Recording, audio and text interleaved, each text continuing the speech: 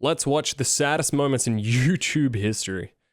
Joe Rogan. These are YouTube's saddest moments with Linus Tech Tips. Shit. Wait, see if I can call this. Linus Tech Tips quitting? Stepping down? KSI? I don't understand how these are the saddest moments in YouTube history. So it's not like scams or anything. What the fuck?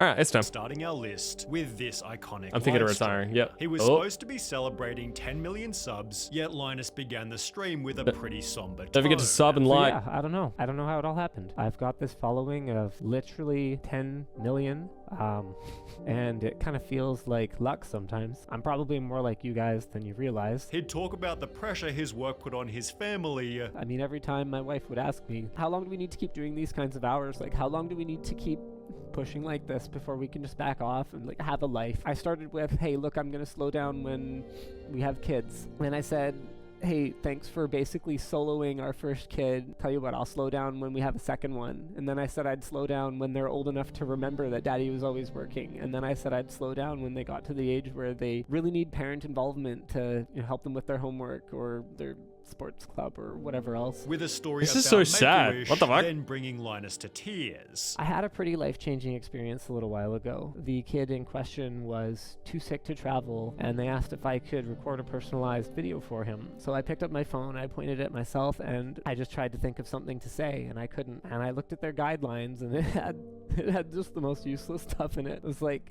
be upbeat, and don't talk about death. And I was just like, this kid's 12. Yeah, fuck. He's like dying of leukemia. Like, what?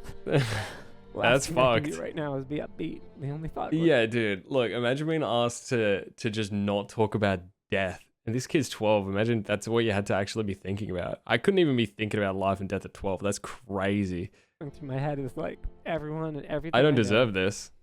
Is gonna die. All I could see in the photo. Whoa, what the was my fuck? kids.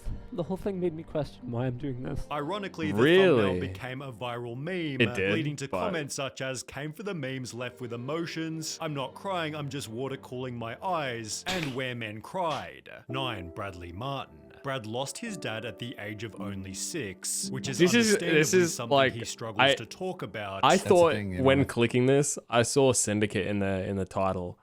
I genuinely thought this would be like where YouTubers let their audience down. These like, or saddest moments in history. It's like, oh, Tom Syndicate when he did that like gambling thing, that was sad. These are actually sad. Think about my dad. Although the saddest example was during his podcast with Tyler Perry. I don't want to cry. But why would you even hold it? However it feels, you should let it out. Don't do that, man. Let it out how it comes. Yep, facts. You have to feel it, man. Really feel it. Brad was thanking Tyler for some advice he'd given earlier. People get so caught up at where they're at and in the moment of like the negative and the darkness and the evil, and they don't see the light. It wasn't as simple as what I thought it was then, which was my father didn't love me. Fuck. And I built up so many walls and who I was. It's crazy looking back now how much it affected even my personal relationships, my intimate relationships, my relationships with my family, friends, everything. And was able to end the moment with an excellent silver lining. Everything that we go through, every hardship, every Imagine questioning downfall that and then he passes is- away. Fuck. is going to be That's a new heavy. opportunity to learn and to grow and to become better. 8. Joe Rogan. On episode 1123 of the Joe Rogan Experience. Sorry, he and that's Kevin funny to me. Smith were On episode 1 bajillion, 250 bajillion, 185 of the Joe Rogan Experience. talking about their pets when Joe passively mentioned he saw a veterinarian cry. He's the only vet Oh, I've ever fuck, had dude. cry with me. Over what 'Cause animal? I had a puppy that had distemper. Ah, man, the puppy just, after like a couple of days of being at the house, would have these seizures, like violent seizures. You hate Joe Rogan? And then This towards is the not the end, first time you've it said was this. having them all day long. As a result of the dog's condition, it had to be put down. I held the dog, I placed him down, I gave him a kiss, I said goodbye. And he put the needle in the dog and put the dog to sleep. Then we both went outside. I'm having and he visions was of when I just put down crying, Crudo. just weeping. He was killed by a drunk driver. The vet was? Yeah. know, that was a rough one. I got an email, I believe, from his daughter. Super good dude, man. Leading Kevin to share a similar story. It's such a weird relationship where one day you're like, I love you to death and I love you so much I have to kill you. And that last fucking hour was like probably hands down the most difficult hour of my life, man. Yeah. Because we all knew what was coming. And you're programmed to stop that at all costs. You're programmed to keep people around, keep yourself around. 7. Loaf. As a YouTube prankster, it seemed as though This is Loaf was real. I thought it was going to be drama. So when he'd post a video It's titled heavy. YouTube Saved My Life with a depressing thumbnail and the following intro, Jesus. Failure, loser, and loner are the 3 words that I would use to describe myself. it seemed the audience was in for something different. Loaf I feel like began I've by opened up a stating can of he had worms. a tough time growing up. High school was a hard time for me. I was really insecure. I was really unsure of myself. I got bullied pretty bad. And thought that starting YouTube would help to keep him safe. If I can make them laugh, like, then they're not gonna hurt me. However, Loaf struggled to find success. For a while, it was just terrible. Like, nothing was happening. I would be embarrassed when people would ask me what I did. Even feeling like a Sure. failure in the presence of his parents. Like, my parents have never understood, like, the YouTube thing. That's probably, like, the hardest part, because it's just like every kid wants to make their parents proud. You know what I mean? Since then, however, Loaf has found massive success, recently announcing he was able to buy a house. And I was able to buy it 100% with cash, which was also Holy a big goal of fuck. mine. 6. Syndicate. He bought the whole house cash. That's huge. Similar to Linus, Syndicate was part of the Make-A-Wish program, being chosen by a kid named Alec for them to spend a day together. It's so This resulted nice, in but a video titled man. Making His Wish Come True, in which they flew in a helicopter and became Oh, I remembered this extremely video. I close. watched this. This was, and then he did an update where he passed away. Did you enjoy the helicopter ride then? Syndicate inspired Alec to open his own channel, Hi everybody, thank you so much for over 200 subscribers already. That's pretty crazy. However, just 43 days later, Yup. Syndicate made a tragic announcement. I remember this video. Mission to be able to let you guys know that unfortunately he Dude. did lose his battle, and now he's in a better place because he really wasn't in a good spot. So Awesome and sad, yeah. thank you so much. 5. Kai Sanat. Kai was trying to Kai. become Twitch's most subscribed streamer, setting a goal of 80,000 to overtake XQC. When he'd reached the milestone in late 2022, he almost couldn't handle it. 80,000 is crazy. Bro, 80,000 is crazy. But getting a supportive call from his mum sent Kai over the edge. Hold on, my mom calling me. Congratulations, son. Thank you. You're number 1. And we watching and we're so proud of you, everybody. Babe, I love you so much. Babe, I'm so proud of you. You're number 1. And you my son. And I'm so happy to be your mom. And I just want to let the world know that you've been working Wholesome as hard shit. like this. That's so beautiful. Nah, that's beautiful. That's wholesome as shit, man. My son works hard. He's a grinder every day, every night. You number 1 and you my son. And I'm proud to be your mum. Man, straight tears right there. Yeah, that's fire. For Matthew That's Santora. bars. Nicole Arbor was his girlfriend, and they seemed like a Nicole healthy YouTube Arbor. couple. How do I know However, this lady? How do I know Nicole Arbor?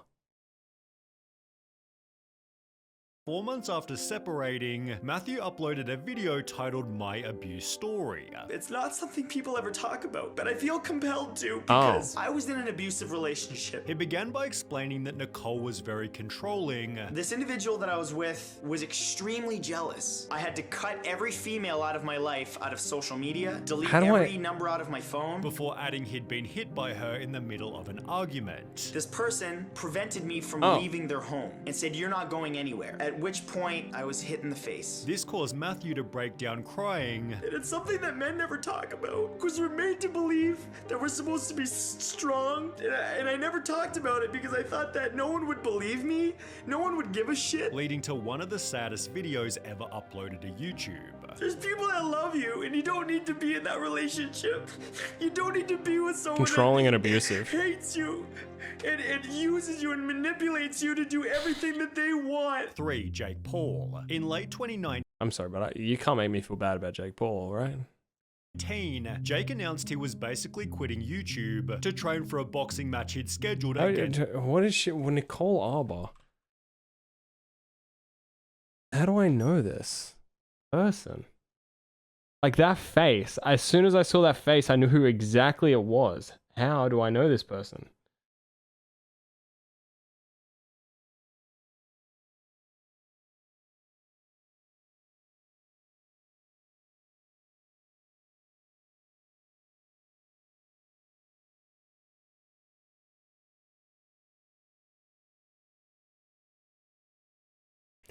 Oh my Got my god. Kesha hair today.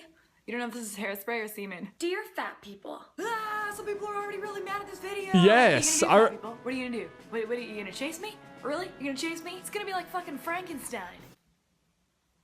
I can get away from you by walking at a reasonable pace. Frankenstein, not so fast. Zombies have apparently gotten faster. I watched like 3 episodes of The Walking Dead, and not being slow myself in the brain, realized that every single episode is exactly the same. Oh no, they need something, but it's all the way over there, where the zombies are. I remember this video. What the fuck? Dude, that's like a hidden. Hashtag team smokers. Everybody use the hashtag, it'll unplug our arteries. They forgot to How did I remember the video but not remember? Oh, that's crazy.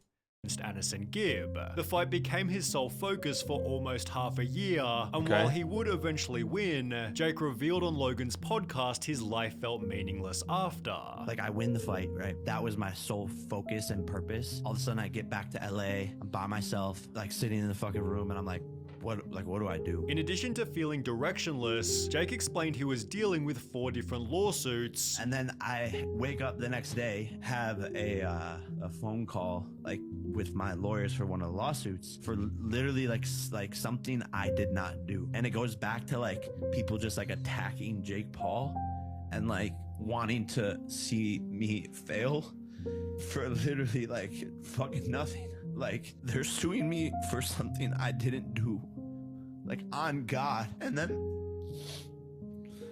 you're good. Take a break. Take a break. Yeah, take a breather. Take a breather. We can sit for a second. Which consumed not only his life, but his family's as well. My mom is like spending hours of her day when she's retired. She's in Hawaii, and they're like, yo, your son has to pay this. Like, it just like so stupid. 2. Dan TDM. Dan's dog Ellie was a staple in his videos ever since he got her back in 2013. She helped Dan film reaction videos. This is going to fashion sound shows, so stupid. How the fuck is this number 2 when people had like literal humans come onto their channels? They did a Make-A-Wish.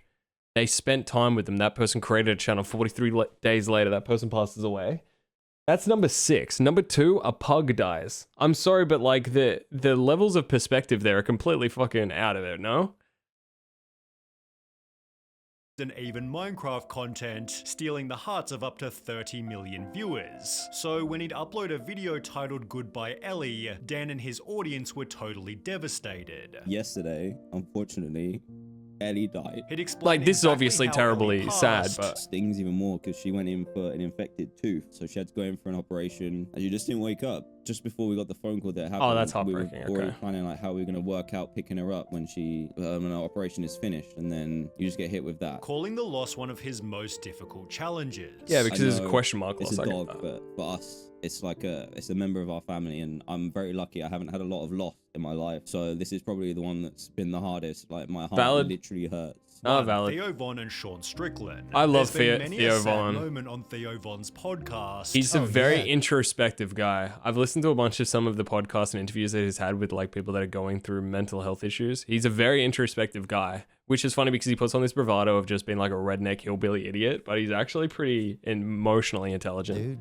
we cry on here every week. Sorry, dude. That's beautiful. Yet few compare to episode number 476. No, we haven't seen Markiplier. Theo and Sean began discussing their childhoods. I used to always sleep in my mom's room because I thought my dad was gonna kill my mom. So like I would like sleep by the door. I'd sleep To under. make sure she was all right. Yeah, I'd sleep under the bed. You know, I'd sleep by the door. Yet Sean couldn't Mark's finish dad his passed away. story as it was simply too traumatic. I remember when I stopped believing in God, man. Like I had fucking yeah, it's crazy, shit, dude.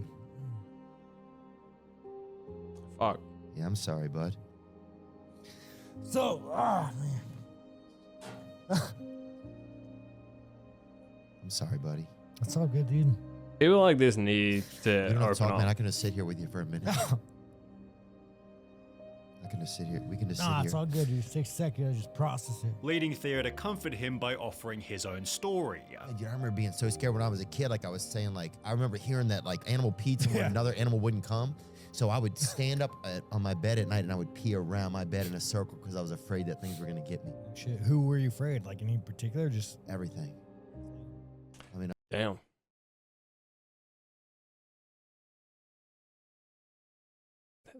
Sorry, but the saddest moment. Okay, so it's not ranked. Okay, I was about to say I don't want to be that guy, but like,